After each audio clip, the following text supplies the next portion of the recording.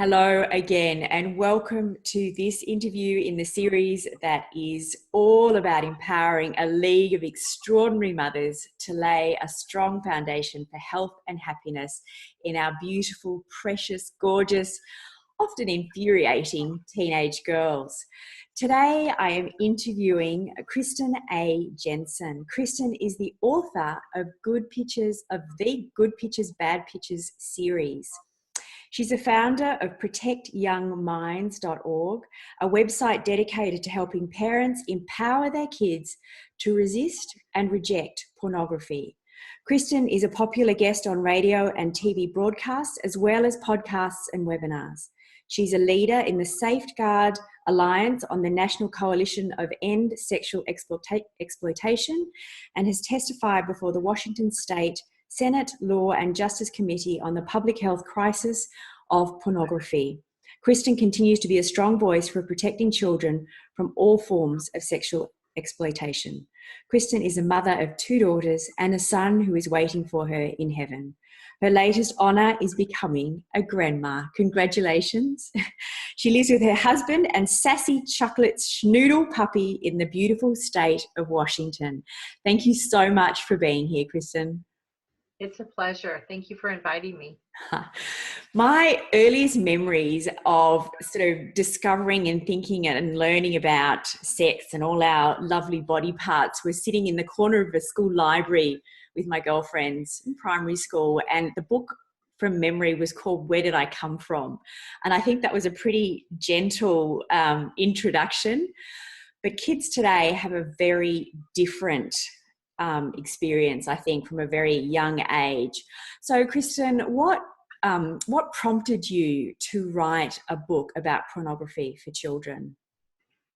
Well, I'll tell you, Edwina, it was not my life's goal to do this. From when I was a young teenage girl, that was not what I was looking forward to in my life. I didn't see this coming. Yeah. But several years ago, I met a woman. We had just moved into a new town, and I met this mother. She had a large family, and we got talking one evening, and she told me about her, really the tragedy that had happened in her family. And it was her 17-year-old son.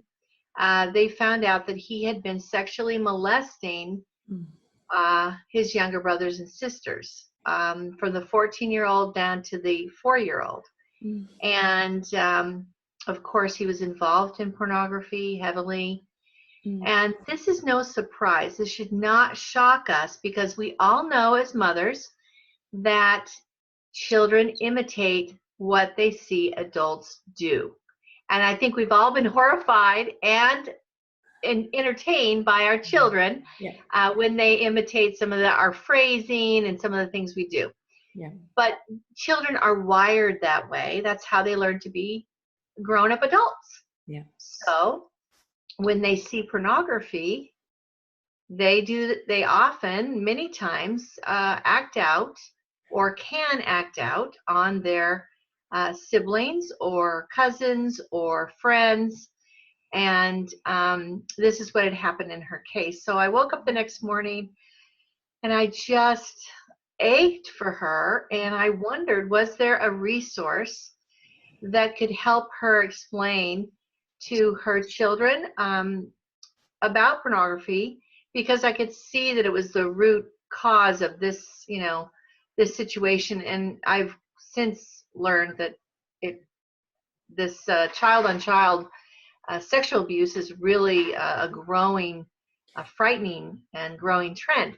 So looked for the resource, couldn't find one, decided I was going to write it myself, and got a lot of help with it, and was able to, it took 3 years to publish it. I thought it was going to take a couple weeks in the summer, but that was very naive of me. And I kept thinking, why hasn't someone else done this? But then after 3 years, I'm like, well, now I know. So so that's kind of the impetus for Good Pictures, Bad Pictures, porn proofing today's young kids. Yeah. Well, look, I just think that coming this digital age that we've moved into, I guess it is a new frontier of exposure that kids now have. And so I'm so grateful to you for doing that work and providing this resource. So as a resource, you know, I know that I didn't talk to my kids when they were little about pornography. It just would never have occurred to me that that was a conversation. It was, you know, I was putting off having the sex talk for as long as I could, and I felt like that wasn't going to happen until they were sort of heading to high school. So your books are actually aimed at children much younger. So can you explain why that is? Well, children today have access to the internet from a very young age. And if they don't have access in your home, the minute they leave through the front door to go to a friend's house, they'll have access, right? And in the schools, they have access. So it makes it, it may seem crazy to think about talking to a 7-year-old about pornography, but they're on the internet. They have access to it. It's very common for young children now to be exposed to videos and pictures that we would never want them to see. So if that's our reality, until we can get the internet, things changed in the environment, till we can get that changed, and I don't know when that's going to be, we can't wait, right? We need to protect our children now. And, the time for just kind of crossing our fingers and hoping that they don't see anything and that they get through childhood without being exposed or tempted or pulled in, that is like long gone. So we need to be proactive parents, and just like you would protect your child from other dangers, if there were animals or insects that were poisonous in your environment, you would warn them. If when a child is young and you warn them about, don't run out into the street, right? Their cars or trucks. And so we don't want them to run out into the street and get run over, but kids are running out into the internet and getting run over. And so we need to warn them. It's our duty as parents. We owe this to our children. They need it. And it might be uncomfortable, but we can do hard things, right? We're moms. We can do hard things. Yeah. So this might be a little uncomfortable, but we've tried to make it as comfortable as possible with our books and with our resources. I know when one of my girls was going, I'm just trying to remember, I think it was about grade 4, and she got a device for the first time. She changed schools, and I knew something was going on. I could just tell that she was, feeling really unhappy about something. And eventually she told me that out of curiosity, she'd typed sex into the Google search bar and had been thoroughly traumatized by what had come up. And I think that's probably a very common way for these kids to get exposed to all sorts of stuff. But are there other ways that it's sneaking in as well? Oh, yes. There's so many ways that kids get exposed to pornography. And the way that you just mentioned is very common. When you think about it, when we have a question, what do? I don't know about you, but I have a phone I can talk to, I can say, okay, Google, tell me, what the weather is in whatever city in the world, right? And it'll spit out the weather. So they see us consulting the internet for all kinds of questions. It's natural for them to do the same. And if we haven't been proactive in talking to them and being open with them about these and welcome to this interview in the series that is all about empowering a league of extraordinary mothers on how to lay a strong foundation for health and happiness in our teenage girls. Right? Today's interview is with Jacqueline Way. Jacqueline has dedicated herself to social good projects, both personally and professionally, for over 2 decades, raising millions of dollars for organizations globally. They can find it through apps that may seem innocent, but there's a back door to the internet. Even just, good old magazines. I mean, we think, oh, it's all digital, but actually I hear of a lot of kids seeing and first getting into pornography still through magazines or even lingerie ads, that they get interested in. We think, oh, a 5 or 6-year-old is never going to be able to be aroused in any way or interested in a sexual thing because they're not sexual beings. Yeah. But unfortunately, there is a part of them that can be awakened. And so we need to be careful about that too. So I think, we can try to lock down our devices, and we should. And we can have filters. And I'm not saying we shouldn't. I think we should. But we should go about it as like this is just one weapon, in our whole armory. We have to have an internal filter. Children need an internal filter that will go with them wherever they go, whether it's to school, a friend's house, a family member's house, wherever, so that they know what. So I'll just give you the 3 things that children need to know right off the bat. And there's more, but just 3 basic things. 1, they need to have a definition of pornography. Okay. And we'll talk about later, one of the giveaways that we're going to have is 3 ways to define pornography to children in age-appropriate ways. So we need to define it so they recognize it. And then we need to help them understand the dangers of pornography, why it's not a good thing, what it can do to their brain. And then 3rd, we need to give them a plan for how to respond to pornography when they see it. So a definition, a warning, and a plan. Yeah. Those 3 things, if children have that, they are on their way to being more resistant to pornography. That's perfect.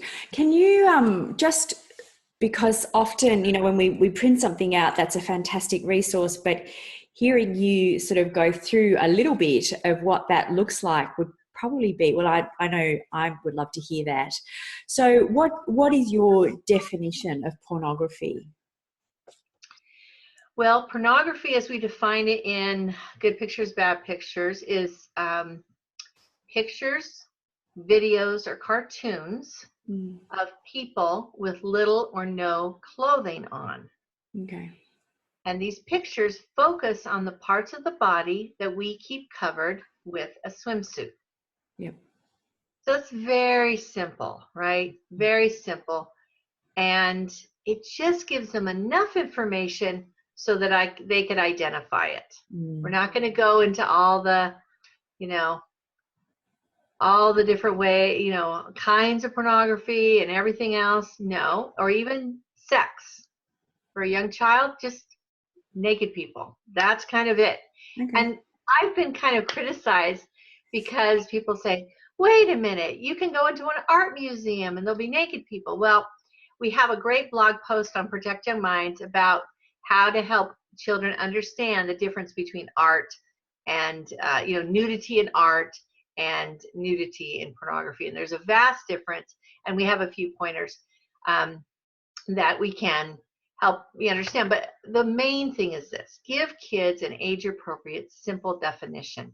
And as they get older and as they know about sex, then you can add another definition, which is, it's video pictures that are designed to, have a sexual response, to arouse sexuality, to portray sexual information. And we have that as well on our blog. But you start simple.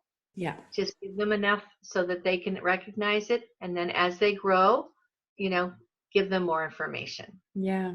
Yeah. I think it does become in my mind, it becomes a trickier and trickier conversation. I mean, I'm talking about girls that are 14 and 16 who have watched, it's obviously sex in movies and respectful sort of sex. So in my mind, when I think about pornography, I think about behaviors that are perhaps being disrespectful to either sex and perhaps violence and all those things. So it sort of leaps into a different category. So I'll be interested to. Yeah, so that's a good conversation. That's a really good. So is there anything wrong with what we call like female-friendly porn or vanilla porn, whatever, just a man and a woman having sex? I think there is, and I'll tell you why. Because I believe that a sexual relationship, the beauty of a sexual relationship with someone that you're committed to and that is committed to you, and that you have this deep connection with, that is something that you develop that is unique. That relationship, that sexual relationship is unique. If you watch pornography or even sex in movies and whatever, that's sex the way they want for the camera, right? That may not be the kind that's good for you and your marriage, right? And your relationship. And I feel like that's one really good reason why it's better to just develop it with your partner so that it can be unique. When kids learn to draw flowers in their little art class, it seems like everyone's drawing the same flower. And really, with sex, it should be a very unique. Every relationship is unique. And that's the beauty of it. And if you never get to that level, then you're missing a lot. If sex is simply just performance, then I think you're missing a lot. And I think we're stealing that from our children. I think that's such a great analogy. That's really, that's a very interesting way to look at it. Yeah. Absolutely. Well, it's the way I look at it. I know that many people may not agree with me. Yeah. But because I've done a lot of thinking about this. When I first started, I'm like, okay, well, what is really wrong with it? Even at the time I started, I didn't even know about all the violence and the degradation and all the horrible stuff that is now mainstream pornography. I didn't even know about that. I was just thinking about men and women having sex and doing it in front of a camera. Like, okay, well, what is really wrong with that? Especially if you're an adult and you're married and whatever. Is there anything wrong with it? And that's just what I came up with, is that that's a personal, private thing. And I think sex is best when it's private and when it's unique to a couple, something they create that's unique in all the world. And it's just them. And that's what makes, I think, it special. And I think when you start to portray it in media, it gives kids a template, a sexual template that they may try to, imitate, and it's just inauthentic. Not them. Becomes another thing that perhaps you don't measure up to, or you fail at, or I mean, that was the thing, and we're kind of getting into something other than pornography, but that was the thing that struck me early on, was that you didn't. Sex is something that you don't have to be the perfect, gorgeous. I mean, there's just something that is very special.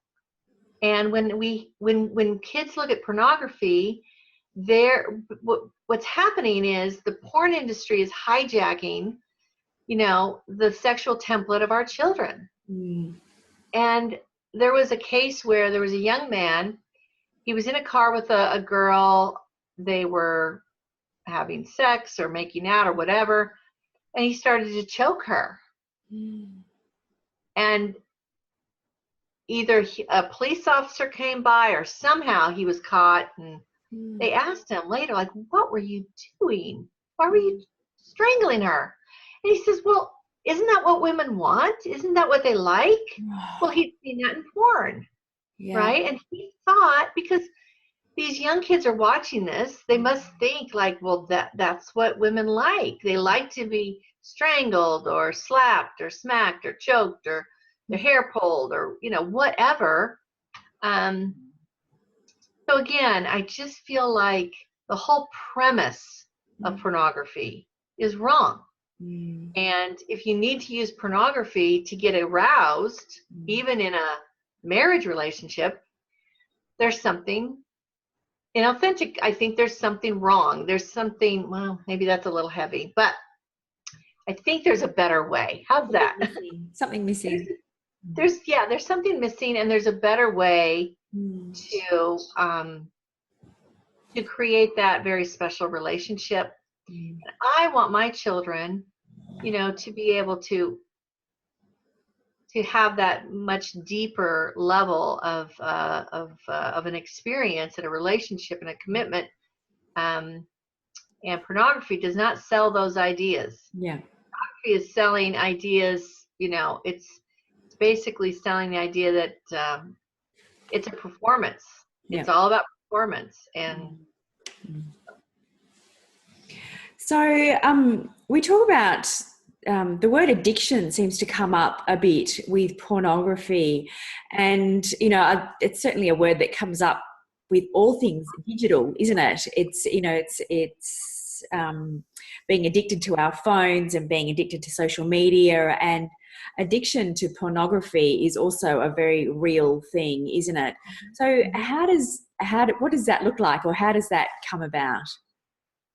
Well, Edwina, all forms of addiction has a process, and we are now finding out through scientific studies that addiction is the same no matter if it's a substance or an experience or a behavior. So, someone's addicted to video games, someone's addicted to gambling, someone's addicted to shopping, someone's addicted to eating. That process is really the same as someone being addicted to heroin or alcohol or tobacco. When it gets down to the neurons and the synapses and the dopamine that's flowing over those synapses, it's all the same addiction process. So you can become addicted to pornography. And I have read many accounts and talked to people who they said that they had other addictions, and those addictions were easier to get over than a pornography addiction.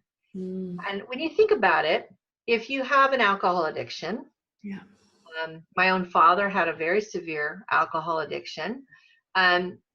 You can, but at the very least, you can get it out of your system.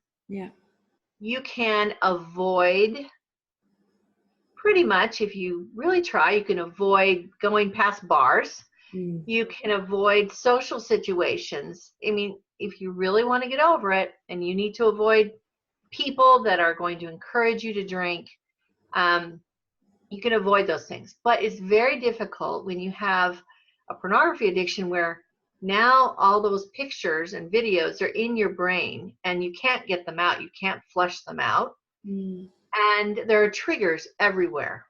You walk outside your house, you look at billboards, you go to the mall or the stores, you click on the internet, you're reading a news story, and you come down and boom, there are triggers everywhere. And in an addiction, people get sensitized to those triggers. So if you're not an alcoholic, when you see a billboard, with all this alcohol being advertised, it's not going to light up your brain. It's not going to light up that reward center of your brain. But an alcoholic, when they see that, their pleasure center, their reward center will light up like a Christmas tree. So it's important that we realize that addictions can occur. There is a cycle of addiction, and basically in a pornography addiction, you become addicted to a chemical that your brain makes itself, which is dopamine. So, if for the mums listening to this, and they may have or be aware of their teenage daughter is looking at pornography, and it is, you know, they feel like it's becoming something that is a real issue. What would that conversation look like, or where do they turn to get help with that? Okay. Well, first I would say not to react with a lot of emotion. I think it would be better to not react at all and to not say anything at all until you get yourself a little educated on the process of addiction. And on our website, we have several articles. We have articles about girls getting into porn. So get yourself addicted. Get yourself educated about addiction, about especially the issues of girls and addiction, or girls and pornography. So I wouldn't say that because a girl is using pornography or looking at pornography that you automatically assume that they're addicted. You shouldn't, right? And we have a guide on our website called the Smart Parenting Guide, and it runs you through, 5 steps. When you find that your child has viewed porn, here are the things to do, before you get upset or panic. So with girls, many girls get into pornography because they start to read it. I just interviewed a couple of women who are porn addicts. They're in recovery, but very interesting stories about, and they're a little different than the guys. So there's some very interesting differences. I don't know if you want me to talk about those. Yeah, but I do. I think it's really, really useful to have real life stories. I think that's great. Yeah. So one gal, well, actually both of them, I should give this caveat. Both of them had been sexually molested as children. And what I found is that some children have been sexually molested, they don't tell anyone, and their parents don't even know. Right. So I would, in the back of my mind, I would think about that. Now, that doesn't mean that your daughter has been sexually molested, but it is one way, and this may seem counterintuitive, but looking at pornography is one way for a girl to normalize what happened to her. Okay, yeah. And to try to work through the trauma. I don't think it's the best way, but it is the way that they're like, if I can watch it. And in fact, there was a study done that showed that rape victims were drawn to watching rape porn. And it befuddled them until they realized they're trying to normalize what traumatized them. That makes a lot of sense. Yeah, it wasn't that bad. It's normal, right? This happens. So the other reason that girls get into pornography is they feel like they need to know how to attract men. So, hey, how better to learn than to go to pornography and then watch the porn stars? Notice it's never a porn actress. It's always a porn star. Yeah. I thought about that, but you're right. Yeah. And of course, men are all over these women, so they must know something that I need to know. That's one other way. And then girls, they're intrigued. So this is the other thing, is that girls are sexual beings, just like boys are sexual beings, but we always just think boys are. Girls, they wouldn't get into that. They wouldn't, be interested in that. But they are. We are all sexual beings. And so girls just have more shame around it, even than boys. So when a girl, some of the women that we've talked to, they have started with literature. But then they've kind of worked up to, it always seems to end with video. It always seems to end. And sometimes they go through anime porn as well. It's like cartoon porn is arousing enough, but it's not so real, you know. So sometimes they'll use anime porn. And I feel like it can be it's just as addicting for girls as guys. But they come at it in a more of a, I'm trying to learn. And I will tell you, all kids have the task of growing up. Yeah. And one of the things they have to figure out is sex, right? And if we don't tell them about it, now they have a lot of options. Yeah. To figure it out, as we talked about previously. So it's so important to start those conversations early so we can satisfy their curiosity instead of Google. Yeah, or learning from their friends. I mean, we all learn things from our friends. That's part of having peers. But when I found out what sex was, I immediately went and talked to my friends. Yeah. And guess what? Their parents did not appreciate that. Yeah, well, I think that's a pretty normal thing. That's a pretty normal thing. So, there's the next sort of leap from pornography, and that's that connection between pornography and sex abuse, which really was where you started with this whole conversation and how you came to be doing this work that you're doing. But maybe looking at that link a little bit more so that we have an understanding about that as well. Yeah, well, we've known that pornography is used to groom children. Because if you can get children to look at something and say, hey, these kids are doing it, then you can make them feel more comfortable being basically sexually abused. It goes back to that whole normalizing conversation, doesn't it? Right. So as pornography has become more ubiquitous in the world, kids and teenage girls just come to accept that that's what it is. That's normal. And the things that are done in pornography are normal, and I just need to learn to like it. And they shouldn't need to learn to like the abuse that's in there. But we're talking about child abuse. So the links between pornography and child abuse. First of all, like I said, it's used to groom children. Children, unfortunately, that are exposed to pornography, even if they haven't had a hands-on perpetrator, sometimes go on to abuse other children. And this is a skyrocketing phenomenon. Because as I said before, they are wired to imitate what they see done. I was talking with a nurse who is a sexual assault nurse examiner.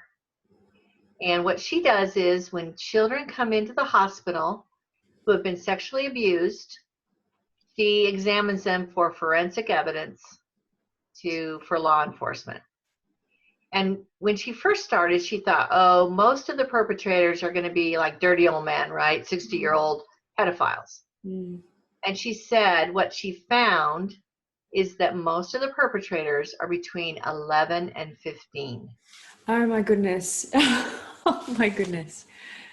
So why would that be? Oh, what is causing 11 to 15-year-olds to perpetrate on other children? I mean, obviously some of those children have experienced child abuse, but just sexual abuse. But so many of them have been looking at pornography. And what she said is, so many times the mother, maybe it's a sibling, right, will say, yeah, it's my older son, and yeah, he's into porn. Or it's, this girl's cousin, and yeah, he's into porn. I mean, they know, and they offer it up, is what she told me. They just offer that information that, yeah, he's into porn. And so it's like, yeah, we can already see this connection. And what we're trying to do is work to get this documented, right? So that we can see clearly the numbers, the data that yes, there is this connection between porn viewing and acting out sexually on other children. So that's why it's important to really teach children from a young age some basics, right? No one should ever show you pornography, and if they do, come and tell mom or dad. No one should ever ask to touch you and your private parts. Just these body safety rules. No one should ever take a picture of you without your clothes on, and you shouldn't do that either. That's another big thing that's becoming such a hot topic, is this sexting, and our kids, our teenagers particularly, taking photos of their boobs or whatever and penises and sending them to their friends, and then it gets shared across the school, and then it's out in the big wide world. And like poor they kids don't understand how vulnerable they're making themselves. They think it's just funny, or and kids don't think. I mean, that's their brain is not yet fully developed. Their thinking brain is not yet fully developed. So unfortunately, they have this amazing power put into their hands in the form of a smartphone. Yeah. And they don't have the maturity, most of them. I think that's I was, in doing the research that I'm doing for this summit, I saw somebody talking about the fact that it's actually illegal for these kids to be taking photos of their private parts and putting them on the internet, and they can actually be prosecuted for it. That's probably the least of my worries as a mum. But there's so many levels to this rising problem of what we're facing. And I just think that the word normalizing is what I'm taking from this conversation, is that, it's becoming so normal for these kids to do these things, and how we as mums turn that around, and the conversations that we need to be having, and being empowered with the right language, because it is so awkward having these conversations with our kids. I would love to meet a mum that doesn't find it awkward, so I can absorb some of her courage. I'll tell you one thing. If you start early, it's not as hard. Yeah. If you start with young children, it's like, a 5-year-old, whatever you tell them, they believe, right? Yeah. And so when you start young, opening that door to those conversations, as they get older, it is just natural. It is just normal. It's not going to be so awkward. Now, if you start when they're 14, you're going to have to kind of like get over that awkward barrier, but it's still so important to talk to our kids. So when you were talking about normalizing, when you're mentioning that, this is what I've come to when I talk to youth. And sometimes I'm asked to speak to groups of youth and their parents. What I do is I have a chart in one of my slides that shows, on one side, that lists all the characteristics of a healthy sexual relationship. And on the other side, I list all the characteristics of pornography. And you can show them they're exactly opposite. So, for example, a healthy sexual experience, a healthy sexual relationship is one where both partners are interested in the other, right? Giving to the other. It's not selfish. It's more, selfless. It's, I'm concerned about you and your experience and how you feel, and you're concerned about me and how I feel, and and that's when it works the best, right? But porn is all about it turns a person to become more self-centered. Yeah. It's all about my own pleasure and what makes, me aroused, and what you do for me. And it becomes very me-centered, very, very, So, and you know, in a real relationship between two people that love each other, you know, they may be in great shape or they may not be in great shape, but that isn't the most important thing, right?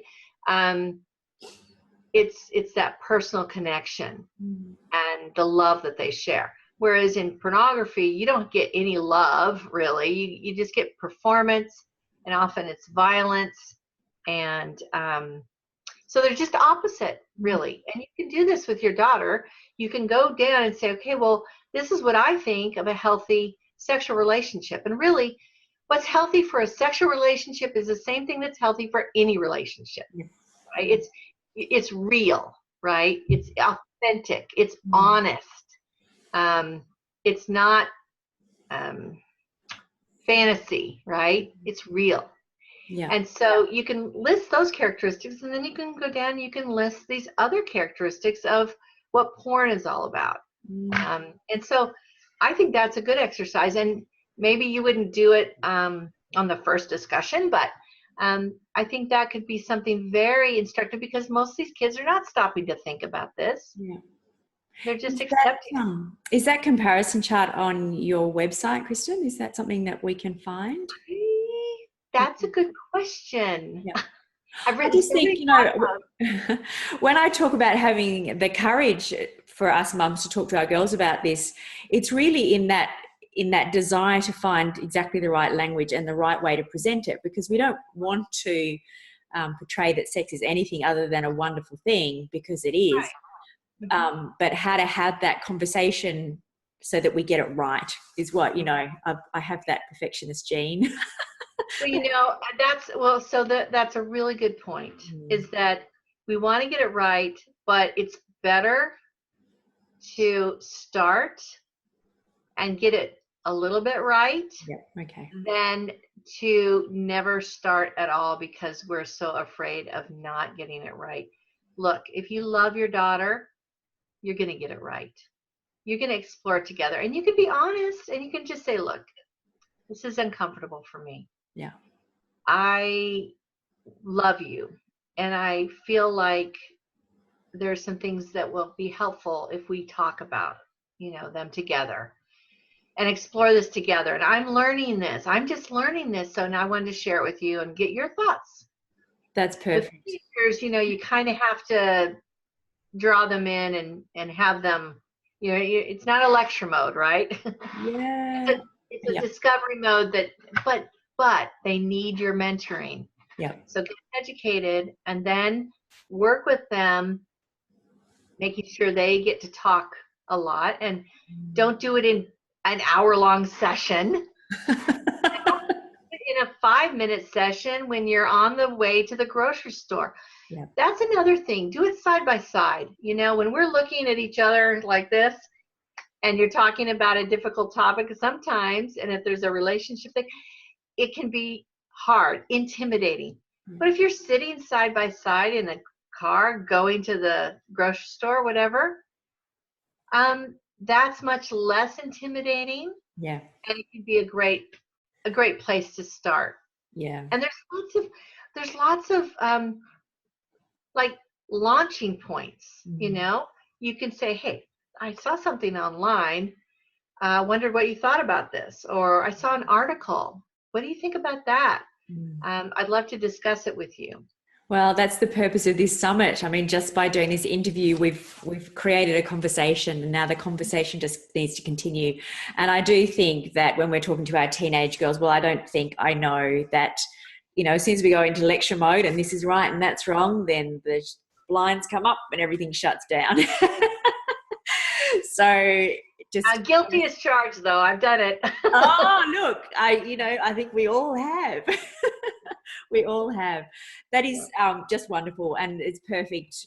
I feel like I've learned, you know, a great deal about how to go about these conversations, and I'm really grateful to you for having this conversation. Kristen, I know that you have a free gift for the listeners of this summit. Did you want to tell them a little bit about that? Yeah, so I've got some bonus guides. First of all is one called Three Simple Definitions Pornography Kids Can Understand. Now, these are not only talk about, what it is in a very simple term, so you could start with your younger daughters or sons, but also talk about how it can make you feel, because kids often get confused. They may feel like repulsed, but at the same time, like curiously attracted, right? So it's important to help children understand that. And then a kind of a definition for an older child. And then we have, is my child ready for a smartphone? I think there's not one certain age, but I do believe there are certain standards or certain questions. So there's like 10 questions that you can ask yourself about your child's maturity. For example, you have rules maybe around, how much TV they watch, or how long they're on the video game, or, whatever parenting rules you've already kind of laid down. And if your child is pushing against those all the time, and they're not respecting some of these, rules that you've put into place, or maybe that you've even agreed upon as a family. It's always good to get buy-in. If they're always pushing and they're not willing to hold right to those guidelines or rules, then maybe they're not ready for a smartphone, right? They need to be mature enough to follow some rules. And the other thing I always say about smartphones is that don't give your child a smartphone. Lend your child a smartphone. It's not theirs. It's yours. You're paying for it. There's a whole different psychology when you do it that way. When you say, here, this is my smartphone. You can use it now that you're 14, 15, whatever age you've decided, or if your child is ready. But here are the rules, and here are the consequences if you don't follow the rules. So then the other one is body safety toolkit. This is very popular. It's so parents can help children create a body safety plan. And I don't care how old you are, how young you are, we need to teach our children these body safety rules and help them understand how to stay safe. So this has been a very popular guide with parents, and I think very helpful. Perfect. All three in this bonus, and I think that these three things are really, these three guides are really, really helpful. That's so generous. I'm so grateful for this conversation. I just think it is really, really timely. And I think it's very important. And just, I really hope that mothers are able to use this as a starter conversation and can, keep it rolling from here. It's fantastic. Thank you so much for your time today, Kristen. You're welcome, Edwina. It's been great. Thank you very much for inviting me. It's a pleasure. All right. Bye for now.